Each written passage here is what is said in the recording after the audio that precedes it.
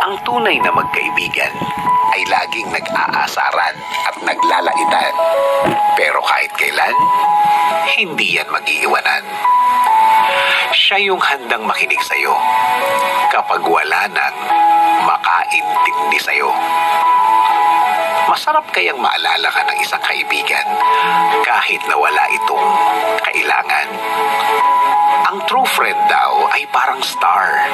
Kahit di mo nakikita, andyan lang sila nakabantay. Mag-aantay kung kailan mo sila gustong makita. At kapag nagkita, parang walang nagbago. Parang di nagkahiwalay ng matagal.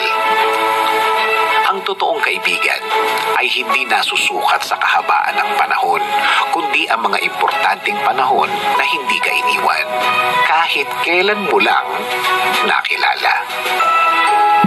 Ang true friend, ang best friend, ay isang regalo na pinili mo na ibigay sa sarili mo. Ang totoong kaibigan lang ang magsasabi sa iyo kung marumi ang mukha mo. Ang totoong kaibigan ay taong nagsasalita ng maganda kapag nakatalikod ka at magsasabi ng hindi maganda sa harap ng mukha mo.